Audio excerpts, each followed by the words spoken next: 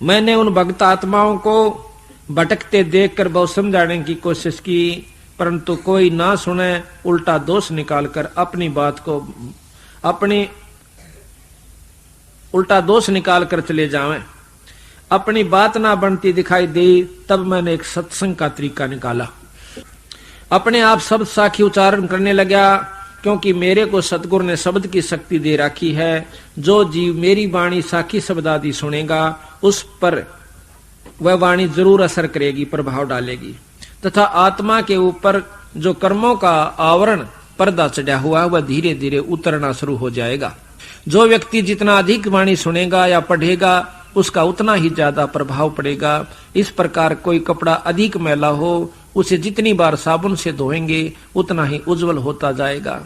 जो जीव इस कलयुग में जितना अधिक सत्संग सुनेगा या करेगा, उसका उतना ही स्वभाव और भाव शुद्ध होता चला जाएगा, तथा धीरे धीरे उसे असली यथार्थ ज्ञान भी हो जाएगा।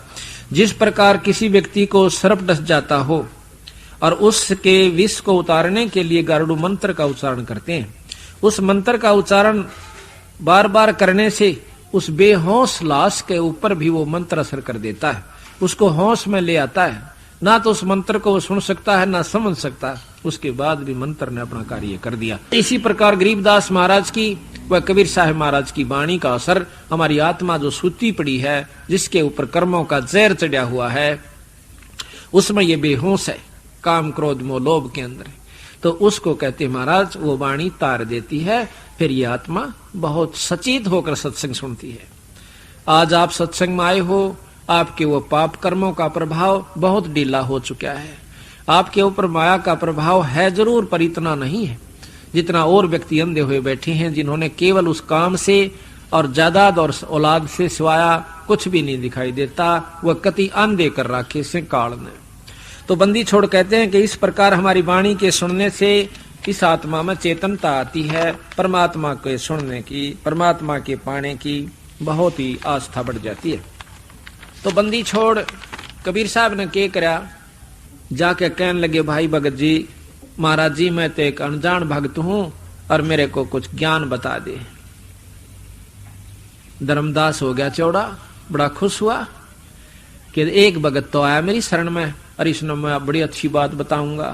आप अपना ज्ञान प्रचार करने लगा, कहने लगा, भाई भगत जी ऐसे करा करो, क्या जी, कि 68 तीर्थ का स्नान कर ले। कबीर साहब को बताता है वो धर्मदास भगत आत्मा, 68 तीर्थ का स्नान करो और गीता जी का पाठ करा करे। बंदी छोड़ कहने लगे, मैं तो अनपढ़ हूं भाई, महाराज जी मैं तो पढ़ नहीं सकता, मैं सुना दूंगा तेरे को, मेरे साथ रहा कर। महाराज बोले, बहुत अच्छी बात है।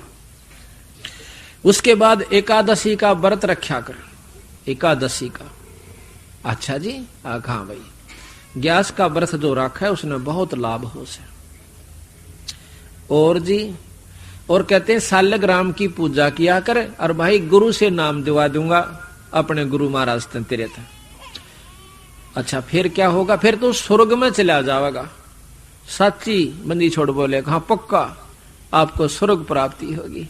बंदी छोड़ कहने लगे, भाई स्वर्ग में क्या हो सा, मन तो देखती नहीं ज्ञान, सच्ची बताऊं आप साहब बताइए, उस स्वर्ग में क्या उपलब्धि होगी, वहां पर अपन किस प्रकार रहना होगा। कहा कि वहां दूधा की तो नदी है, और भाई बड़े सुंदर मीठे फल, और काम धेनु गाय है, एक भाई मुंह मत काट दे, वह बात आपको वही चीज मिल जाएगी। और कल्प वृक्ष है, उसके नीचे बैठ कर आप जो इच्छा करोगे वही आपके सामने वस्तु हाजिर हो जाएगी। अच्छा और कि भगवान विष्णु के दर्शन करा करोगे। अच्छा फिर अब भाई कितने दिन रहेंगे वहां पे।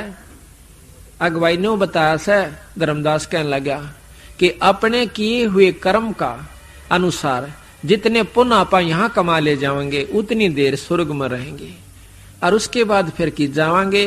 फिर कहते माड़े कर्म नरक में जाना पड़ता है। आप ज्यादा पुण्य कर लेंगे फिर आप नरक में जाना है, कौन पड़े, थोड़ा जाना पड़ेगा। अच्छा फिर उसके बाद कहते हैं फिर हम यहाँ आ जाएंगे पृथ्वी पे, और फिर भक्ति करांगे, और फिर स्वर्ग में चले जाएंगे। बंदी चढ़ने बोले, भाई याद है कि मैं ना जच्ची बात, या तो डोले डोल से आड़े भक्ति करो, स्वर्ग में खा लो, फिर नरक भोगो, फिर लग 84 में कुत्ते गधे भी बनो। फिर इस भक्ति का क्या सारा लगा? तो विश्व कहता है धर्मदास, अच्छा बावड़ा रे, अच्छा स्वर्ग ने तो छोटी सी चीज समझता है, कितना आनंद आता है, ये और वो सब पता नहीं के बताई। तो बंदी छोड़ने बोले, मैंने एक सत्संग सुना था भाई धर्मदास तंग कैसे क्या कि उसमें न्यू बतावे हैं कि एक लोक ऐसा है जिसमें जाए पाछा जीव वापस नहीं आता, मरता नहीं, और इन स्वर्गों से असंख्य गुना ज्यादा बढ़िया स्वर्ग ओ स्थान से। धर्मदास ने बोला, कोई ऊए बुकावा था तने, उसमें कोई ना बौड़ा कदे इसे आदमिया के चक्कर में आ जा तो हाँ ये तो ठगनी है हो से। बोला अच्छा तो भाई न्यू क्या करें, आपा जो ये तीर्थ पर आए सा, एक बात बताना मुझे क्या कि जैसे तीर्थ पर आए आप इस पे मथुरा में, और कहां से आए आप कि बांधवगढ़ तय, कितनी दूर पड़ा था यहाँ से कि कब लगभग 150 कोस। और भाई वहां से यहाँ तक कैसे आए कि पैदल आया भाई, मैं तो अपने श्रद्धा से आए है ना, पैदल आओ तो घना लाभ हो से। अच्छा एक बात बता, देख भोग तो दोनों भोगने पड़ेंगे, अच्छे भी माड़े भी। कहा तो यहाँ वहां बांधवगढ़ से यहाँ तक आप आए, पहा तला जीव भी मरे होंगे, तेरा ना कितने कीड़े मकोड़े। हाँ कहा बहुआ तो मरते तो होंगे। तो भगत जी वो तो आड़त लेकर लाखों जीव मार दिए तने, और इस तीर्थ का एक पुण्य भोगने दोनों पड़ेंगे, फिर नरक में गणे दिन रहेंगे आपा, तो स्वर्ग में थोड़े दिन रहेंगे। अब धर्मदास पसीने आने लग गए, पर ऊपर ऊपर तो फिर बोला नहीं आप व्रत रखा है ना, व्रत बहुत बढ़िया चीज है, तीर्थ में नहाए तो वो पाप कट जाए। अच्छा तीर्थ में नहाया था कल में बंदी छोड़ के ऐसे कि मेरे शरीर के ऊपर इतने जीव आ गए हुए छोटे छोटे, जब कति हाथा तला रगड़ के मर गए भाई गणे, मैं तो फिर नहाया नहीं, कुएं बजा कर नहाया भगत जी, मेरा पता नहाया भी नहीं गया, उसमें मेरे जीव थे। अब धर्मदास फिर चुप हो गया, एक बात तो बिगड़ गई। ये बताओ उसमें नहावा जब भी पाप भगत जी, और पैदल नहाना है जब पाप इसमें, और इस तीर्थ में नहाए का पुण्य एक और पाप अनेक। बता क्यों कुरपांडा छूटा? नहीं बोला तो मेरा गुरु शायद मेरा बात पूछा है। धर्मदास बिगड़ गया भाई, बंदी छोड़ना सोचे, ले वो आंख मांगली दे दी, सच्ची बात कह दी, आंख में उंगली मार दी हो, तो एकदम अंतर ध्यान हो गए। आया पसीना धर्मदास का, तेरे की यू तो भाई कि मैं और शक्ति थी, और तन तो जुल्म कर दिया ऐसे प्रेमी संत तय, इसे पूर्ण ब्रह्म परमात्मा से तूने कितनी राड जगाई। अगले दिन बंदी छोड़ और दूसरा रूप बना के एक वृक्ष के नीचे बैठ जाते हैं, और धर्मदास के करे से खाना तैयार करे, सुबह सुबह उठ के खाना तैयार करते करते वो लकड़ियां जो जला रखी थी उसने चूल्हे में, उन लकड़ियों के अंदर चीटी थी, थोथी थी लकड़ी, उसमें चीटी ब्याई हुई थी, कीड़ी पपील, कीड़ी को पपील भी कहते हैं। तो उसमें वह चीटी ब्याई हुई थी। जब वो जलती जलती लाकड़ी कति चूल्हे का आएगी, जब 1-1.5 बिलांत की रहेगी, जब धर्मदास ने देखा वह पाछे तक काली हो रही सारी, और कीड़ी निकलो थोथे मात नरी सुराखा में गया। तो धर्मदास ने देखा तो तने चाड़ा कर दिया, रे करोड़ों जीवों की हत्या करके यूं खाना बना लिया, इस पाप ने क्यों कर दूंगा। उसी समय उसने सोची कि इस भोजन को आज मैं नहीं खाऊंगा, मैं व्रत रखूंगा, और ये भोजन किसी महात्मा ने खिला दूंगा। ये सोच के उस थाल ने परोस के ऊपर तक डिक के, और कहाँ आता है जा बंदी छोड़ कबीर साहब एक साधु के रूप में बैठे थे, आकर के खड़े हो जाते हैं।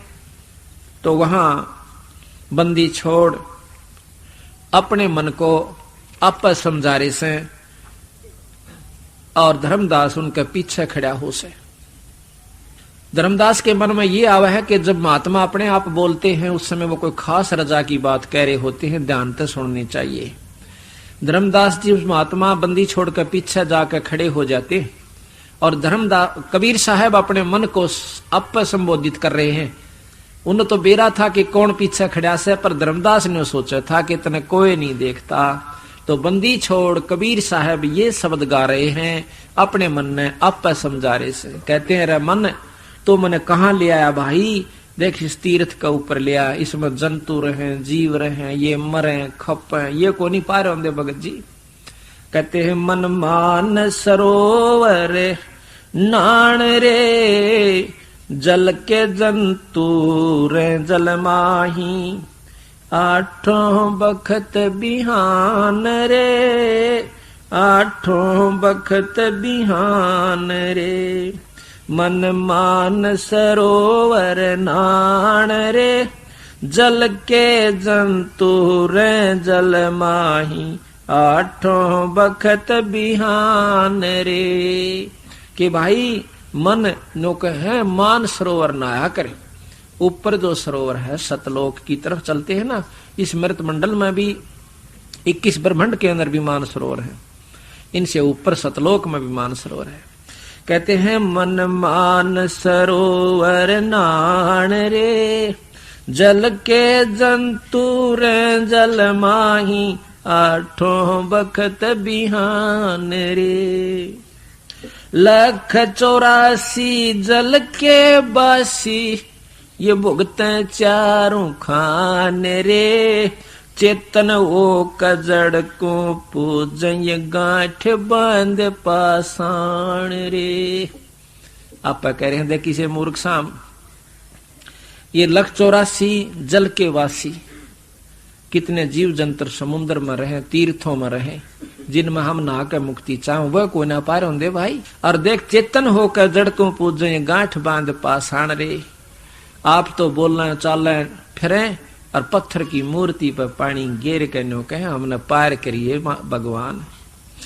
कहते हैं भाई मरकट कहाँ चंदन के लेपे, क्या गंग नवाय सवान रे, और शुद्धि हो न पूछतास की, वो छोड़ को न बाण रे। बंदी छोड़ने कहे कि गधे न नवा दे गंगा में, गधे का मरकट ये चंदन लेप दे कि असर करेगा गधे का, उसमें कोई अंतर नहीं आओगा। और कुत्ते ने गंगा में नवा, न्योकी ने तो पूछड़ बांगी रहेगी और छोड़ दे हार्ड चाबेगा। यानी उस गंगा के नहानते अगर इसने बाण कुछ बदल दी हो, इसके कर्म कट जा तो तू अपने कटे समझ लेना। भाई मरकट कहाँ चंदन के लेपे, क्या गंग नवाए सवान रे, शुद्धि हो ना पूछतास की, वो छोड़त नाही बाण रे, छोड़ नाही बाण रे। 12 कोट जहां जम किंकरे, बड़े बड़े दैत हवान रे, धर्म राय की दरगाह माही, ओरई खेचा ताण रे फेरे, ओरी खेचा ताण रे। बंदी छोड़ने के भाई इन फंडा के कारण तय धर्मराज के दरबार में त्रिसी कुटाई होगी, याद रखेगा। ये कोनी करण के काम, इन तक कोई मुक्ति नहीं होंगी, कर्म ज्यादा बिगड़े से और बनते नहीं भाई। और कहे 12 कोट जहां जम किंकर, बड़े बड़े दैत